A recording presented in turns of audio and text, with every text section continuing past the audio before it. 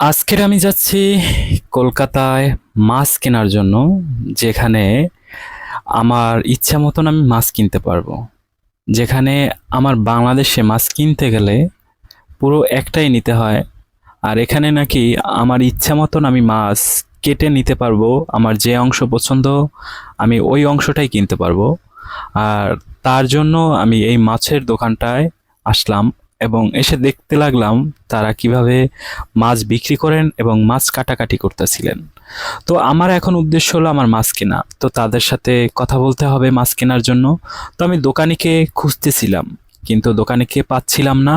এখানে এক ভদ্রমহিলা সে মাছ কাটাকাটি করছিলেন, আর এখানেই আমার দেশের ইলিশ মাছ।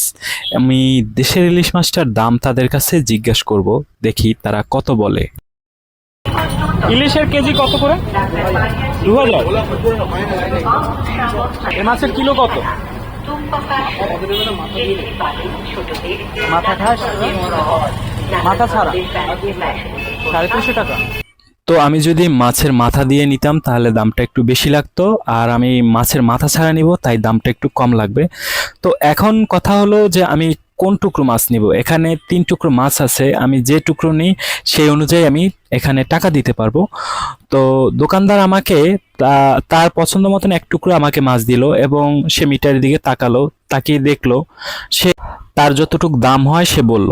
কিন্তু আমার মাছের টুকরোটা পছন্দ হয়নি, আমি এতটুক টুকরো নিব না। তাই আমি তাকে বললাম যে আমাকে ওটা রেখে অন্য আরেকটা মাছ দেন।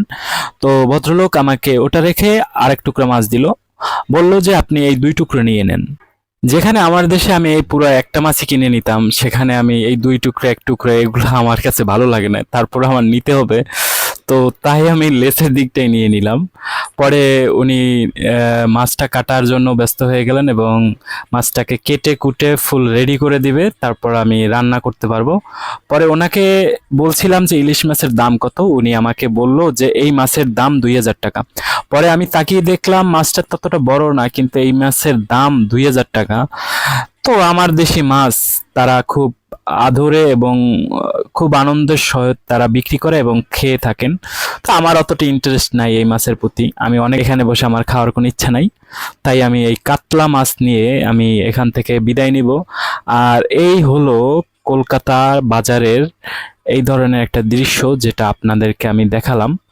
তো আমার এখানে ইচ্ছা ছিল যে কিভাবে মাছ কিনে মানুষ কিভাবে তারা মানে বেচা কিনা করে সেই বাজারটা দেখার জন্য। তো আমি দেখলাম, আমার কাছে ভালো লেগেছে, কারণ আসলে সবাই মানে সাধ্য হয় না পুরো একটা মাছ কেনার মতন। আমাদের বাংলাদেশেও সবাই কিনতে পারে না অনেক বড় বড় মাছ, কিন্তু এখানে বড় বড় মাছ ছোট আকারে টুকরো টুকরো করে নিয়ে নিতে পারে। তো এই বিষয়টা আমার কাছে খুব ভালো লাগলো। তো ভিডিওটা কেমন লাগলো আপনার মতামত আমার কমেন্ট বক্সে জানাবেন। সবাই ভালো থাকবেন, সুস্থ থাকবেন, সুন্দর থাকবেন। সবাইকে আমার সাথে থাকার জন্য ধন্যবাদ।